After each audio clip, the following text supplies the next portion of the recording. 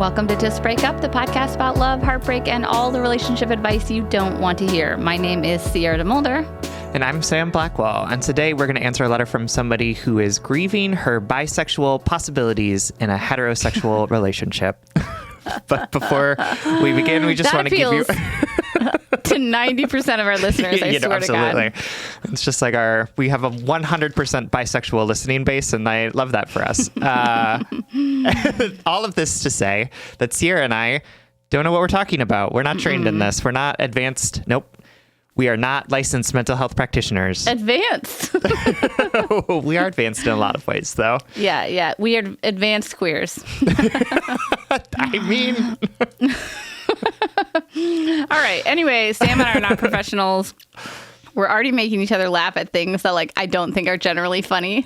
So please take our advice as you see fit. We're only here to offer our humble musings to hopefully shed some understanding and maybe some laughs about the incredibly rewarding but mostly confusing experience that is love. But it's Monday, so first we're going to start with a check-in topic before we dive into today's letter.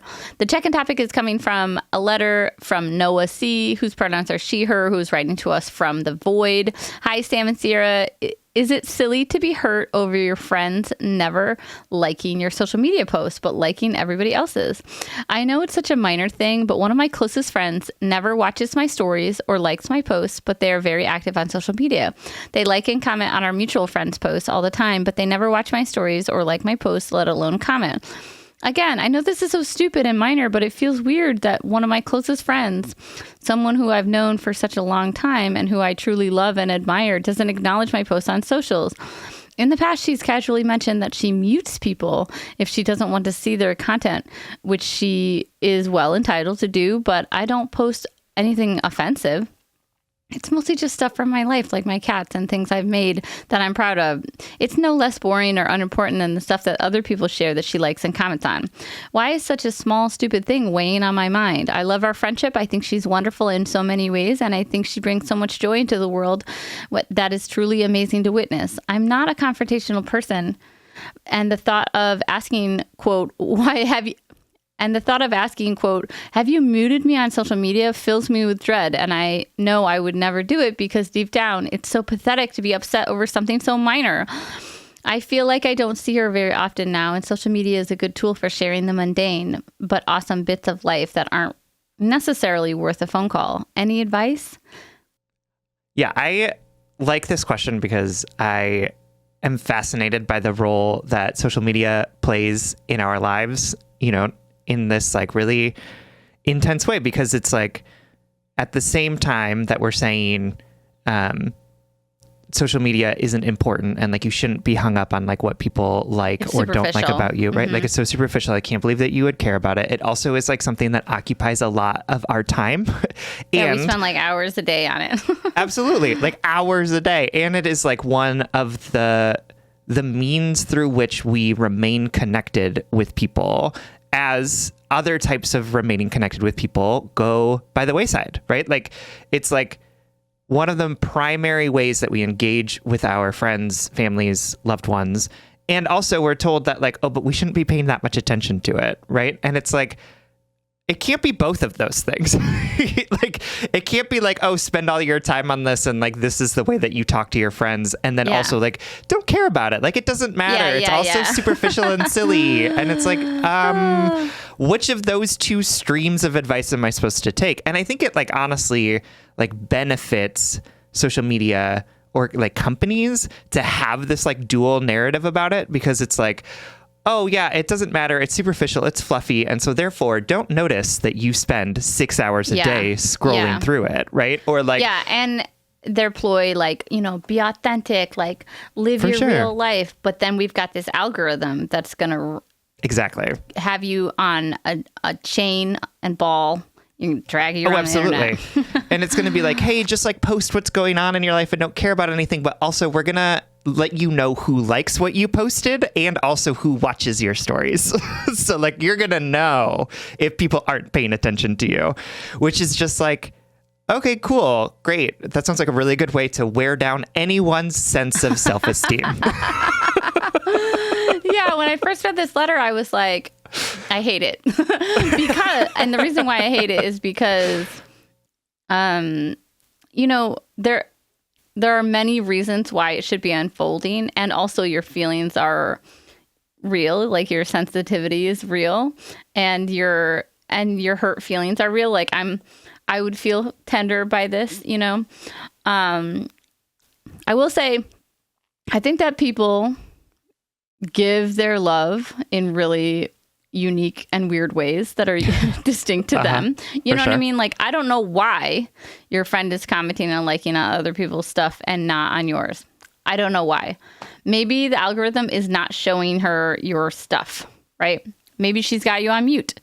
And let me tell you, I've actually muted like friends of mine that I like. It's mostly because like I feel triggered to go into a bad headspace when maybe she's jealous of you. Like that's what I did. Like when I was like, oh man, looking at this person's profile makes me feel bad about myself. I love them, but like I don't want to feel bad about myself. That was like a healthy boundary that I set into place.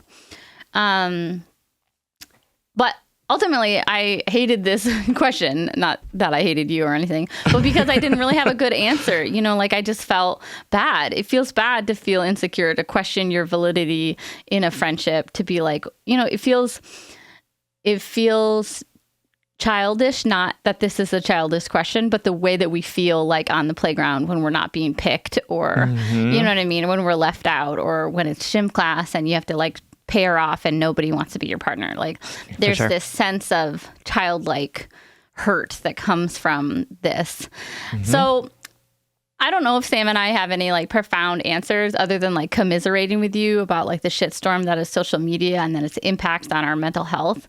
I think you could say something to your friend. I don't know if that's necessarily the answer, but mostly I just want to acknowledge that like your feelings are real, your feelings of sensitivity are valid. And so what can you do to soothe that wound, to make it feel a little bit less in the forefront of your emotional landscape, For sure. Is it muting her so that you can't see that? Is it having a conversation with her to say like, hey, this is really silly and I feel so stupid even saying it. It's just like been keeping me in this like emotional knot. And I just wanted to like know if there's anything going on that we could like iron out. I don't know. I don't know if that's the answer because I love what Sam said because we're getting these conflicting messages about like how social media shouldn't matter. It's superficial. It's not a measure of your worth, and also it's a measure of your entire worth. It's a measure, like it's the calibrator of everything right now. All businesses, all creators, and your social network or whatever. I don't know. What do you think? One of the things that I would encourage all of us to do who engage in social media in some way is like think about what we're trying to do on there, and then also like what are we going to do for ourselves when we get triggered by what we see for all sorts of different reasons, whether that's our friend is watching everyone else's stories but not ours, or we are confronted with our ex who is living their best life, or we see something about somebody's life that is triggering for some sort of trauma that we have, right? Because I think what social media often does, and it's like designed to do this, is to like just to keep us scrolling, right? Like just to like stay on the app. Like that's what it wants eyeballs for as long as possible. And like, that I don't love social media, but I also recognize that it is like important and ways that people connect, and also people enjoy being on there. And so like, I don't think we should throw the baby out with the bathwater, but I do think that like it behooves us to think about like, okay, what are the parameters that I'm going to access social media through? And how am I going to recognize when I'm spiraling and like intentionally break the spell that it has on me so that I can take care of myself in real life when this kind of stuff happens, right? Because again, it feels like superficial. It's like, oh my God, this is just a picture of some random person that I followed 7 years ago, and now I'm having a panic attack, right? And so it's like, that's stupid. That's not a real thing that's happening to me. So we just like keep going. But it's like, we need to be able to stop and notice what's happening in our bodies when that kind of stuff happens and do the tending. So when you see your friend watching other people's stories or liking their stuff, and you're sitting there being like, oh my God, she doesn't like me, or oh my God, I must be posting terrible content, I must not be interesting, blah, blah, blah, to like stop and be like, okay, this is a really intense reaction that I'm having to this, understandably intense. What do I need to do to soothe myself now in this moment? The real person that's sitting here who is having this like big feeling about what's going on, and to not diminish it and say like, oh, I shouldn't care about that, which is also what the social media wants you to do.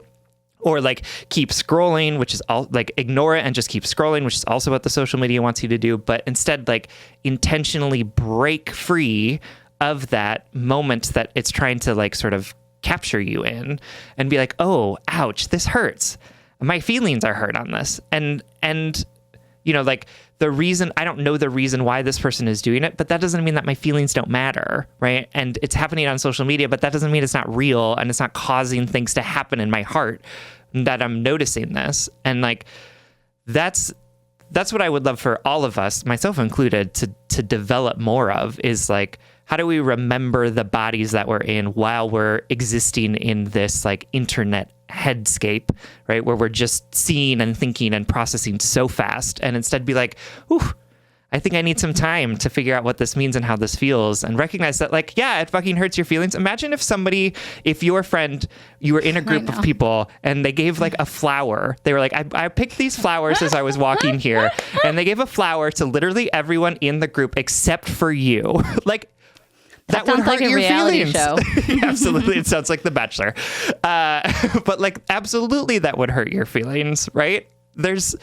Or if you were talking to somebody and they were not paying attention to you. They were only talking to other people. Absolutely. Like that would for sure hurt your feelings. And that's like ostensibly what's happening. Of course, like on social media, we don't know what's happening in their life or why this is going on. But like, yeah, I think it's reasonable that your feelings would be hurt. And I think it's important to remember that as we're engaging in social media, because we need to give this platform that connects us and that tells us things about ourselves the weight that it deserves and that it needs, right? Because it is important, and it is something that we need to remember that we need to take care of ourselves in, because it's not just imaginary. It is actually real life and real connections with real people. Right. Exactly. So we hope that this helps. I know that it is always going to hurt, but we hope that this helps and gives you some motivation to move in a direction towards more good feelings. For sure. All right. You want to dive into today's letter? Let's do it. All right. So this letter comes from Lex A, whose pronouns are she, her, who's writing from Canada. I'm a 25-year-old bisexual female in a heterosexual relationship with, not his real name, Joe, who is 26. We got together when I was 15 and were together for 5 years until I broke up with him to move across the country and explore myself and my bisexuality.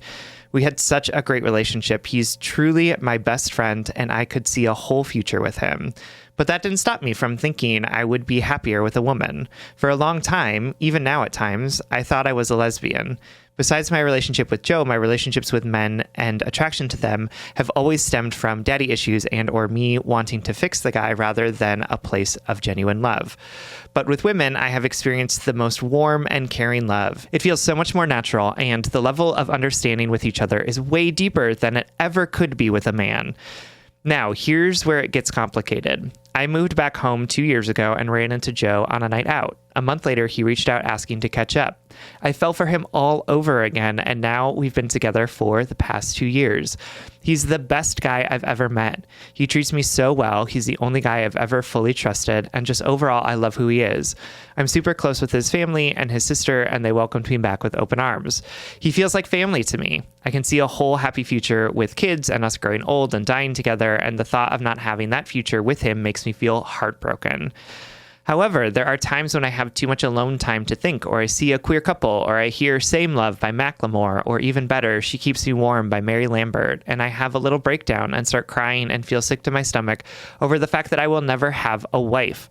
Joe and I have discussed opening our relationship and decided that it's not something that either of us would be interested in exploring. So I guess I just want your thoughts and opinions on the situation. I don't know if the choice will ever become clear for me, or if it will always feel like I missed out on something wonderful. I have two very different possible futures that I know would make me happy, but how do I let go of those feelings of grief over the future that I didn't choose? All right, my darling. Thank you so much for writing and trusting us with this question.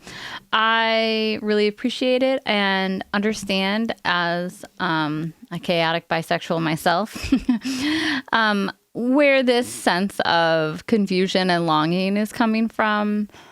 I think that Sam and I are going to talk about a lot of ways that we can reframe our thinking around queerness and bisexuality in a way that more encapsulates the true scope of our humanity, our ability of our desires to be full reaching. I don't know if any of that made sense, but here we go. Basically, I want to say you're queer enough right now. You could be a lesbian who loved this one man and was really happy and content with this one man, and that would be fine with me. You could be queer and be so happy in this heterosexual relationship and, still miss that queer part of your life that you're not necessarily accessing in this season of your life. But that doesn't make you any less queer to Sam and I. Just want to affirm that out the gate. But yeah, we're going to get into a couple ways to think about this that will hopefully make it a little bit easier to carry and to move forward. But first, we're going to take a really quick break. All right, everyone, welcome back. Yes, what Sierra said before we went on break is absolutely true. Your experience as a queer person isn't diminished or undermined by the fact that you are in a presenting heterosexual relationship, right? And, I think that we do a disservice to bisexual people when we, doubt the authenticity of their attractions to all types of genders because they are in what feels like a straight presenting relationship.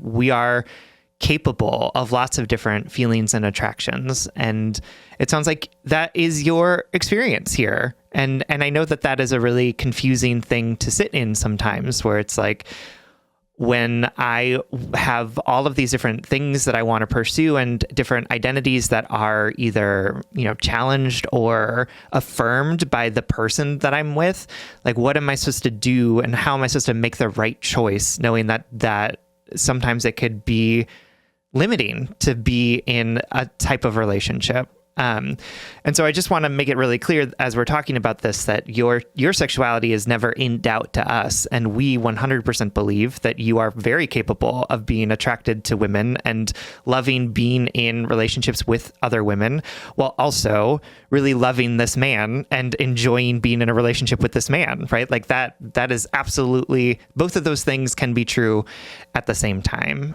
And, I think what you're talking about here on sort of a human level is the reality that lots of us have to make decisions about what we are choosing to give up in order to be in the type of relationship that we want to be in or that we're agreeing to when we choose a partner, right? I talk about opportunity costs on the podcast a lot, which is the idea that, like, yes, sometimes when we choose monogamy, that means that we have to say no to other potential futures, other potential partners. And I think that feeling is really heightened for you and perhaps for other bisexuals. I am not one, so I don't know if this experience is true. But like the idea of leaving behind perhaps a whole part of your identity or your sexuality because you're choosing this one person maybe feels really daunting. And I also just want to name that, like, that's an experience that lots of folks have to go through when they decide, hey, I'm just going to be with this one person for a while, right? Or when they decide I'm going to move to this place and have to leave behind friends and family that I feel really close to, or a relationship that was working otherwise, but it's not going to survive this move, or taking this job as opposed to this other job, right? Like, life, I think, is full of these choices where we say, I'm going to choose this one thing, and that means that I'm going to lose this other thing. And that's okay, right? Like, that's part of living. And it doesn't mean that the grief isn't real, right? Like the grief that we feel over the potential that could have been in other places. And I think that's what you're sitting in this moment, is like this grief of, I've had these really wonderful relationships with other women, and they've been beautiful and wonderful. And also this relationship that I have is wonderful and beautiful, and I want to pursue it and I want to hold it. And that means that I have to give something up, right? That means that I'm going to have to say no to this particular thing in the future. And like, that's a grief, that is something that you are going to have to hold and process through. But it doesn't necessarily mean that you're doing something wrong, right? Like the grief that you're feeling over the loss of these other opportunities doesn't mean that you chose the wrong thing. It just means that you're feeling grief over these opportunities, which is totally normal and understandable given the circumstances that you're in. I want you to be wary of looking at the queer experience and the queer identity and like flattening it out into sort of like a one-dimensional experience, because I think your grief and your queer FOMO, as I'm going to call it, is making you over-romanticize queer relationships, perhaps over your one good true love that you have right now. And I'm not saying that your grief is real. Like I said, as a fellow bisexual, I know that feeling of like, oh my God, am I ever going to feel like a part of this community? Am I ever going to be in a queer relationship again? I know that.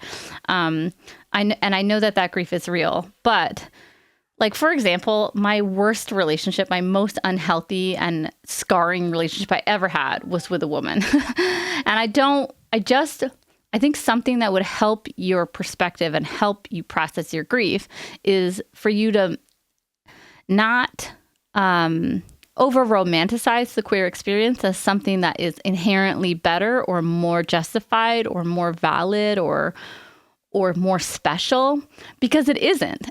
And also, like, it is and it isn't. I know why it feels that way. I know why it feels so coveted. I know why it feels so hard earned, and that like to celebrate queer love right now is still radical. It's still a political act. I know. And also, I think something that's happening when you're looking at queerness from what feels like the outside, which you're not, but it feels like that. It seems to be flattening out the queer experience into something that is perhaps maybe over-romanticized and is shifting your perspective to be able to look at what you have right now. Like, what I'm curious is, can you look at a queer relationship and say, oh, look, they have like good, true love, I'm assuming from the outside, and I do too, and I have this great love that matters just as much, that means just as much, that is going to fulfill my life in the same, in hopefully just the same way that a queer relationship would. I know that this is a little nuanced. Like, again, I've been on every side of this bridge, so I do know what aching you're talking about, what longing you're talking about. I do know. And if that longing is too loud, then maybe you should be in a queer relationship. And also, I think as like a leader, no, I'm not a leader, as a bisexual spokesperson, I should say, I think that we do ourselves a disservice by it's like we're so used to being invalidated as queer people that we invalidate the part of us that likes heterosexual relationships as well. Like it can't be as important or as true or as good or as hard earned as our queer loves. And this is not true. I know there's nuance in there, but I just don't want you to invalidate yourself even further by invalidating the good thing you have now. That being said, like, hey, if this is haunting you, if this is a grief that you can't seem to like get your arms around and comfort in any way, then maybe that's trying to tell you something bigger. But everything you said in your letter about your boyfriend is like, seems like green flags to me, Yeah, for sure. Yeah, I mean, I think it's interesting what you're saying about like the over romanticization of like queer relationships, and particularly I think like women loving women relationships as being like so perfect and open. And of course, I've never been in one, so I can't tell you if that's true or not.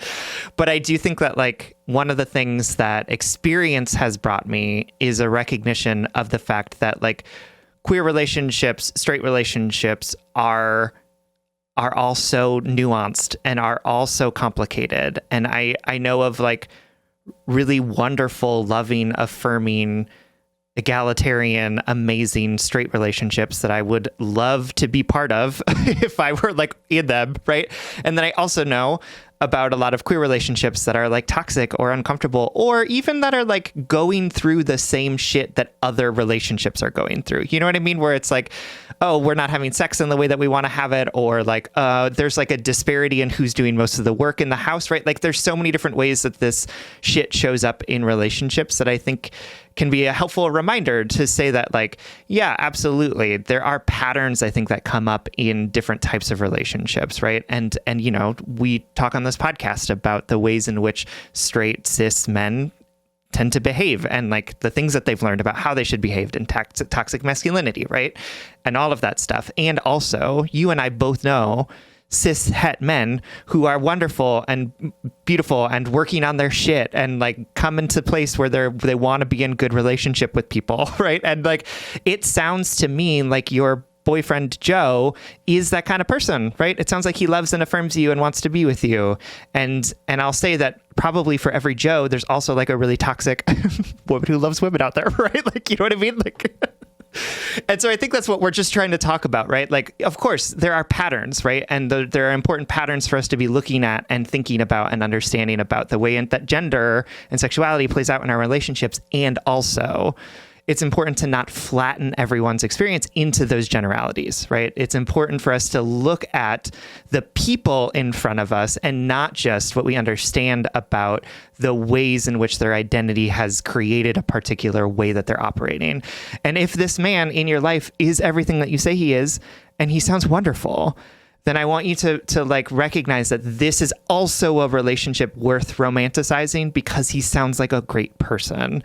And that comes with its opportunity costs, that we're here to grieve with you, but we just don't want you to like create this imaginary understanding that somehow all queer relationships are beautiful and wonderful and perfect, and that you'll never be able to have that in a relationship with this man. We don't think you're doing anything like superficial or right. Immature or anything. It's just like, it's this opportunity cost that's hanging in front of you. And I think popular culture and songs like Same Love, that it has done great things out there, but it kind of gives the queer experience this wrapping paper of like struggle to triumph and hard-earned good true love. And it's like, yes, it is that. And it is everything else. It is boring, normal love. It's sexless relationships. It's communications, issues, it's everything.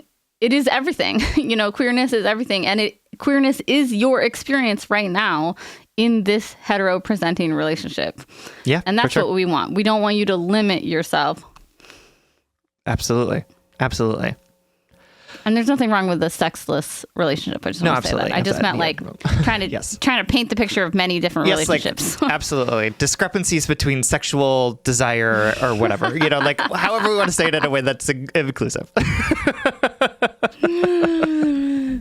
The things we have learned. All right. Absolutely. My darling, we love you so much, and we hope this helps, and we hope you feel less alone and a little less buried or confused with this grief. We love you. Absolutely. Thank you so much for writing. We hope this helps.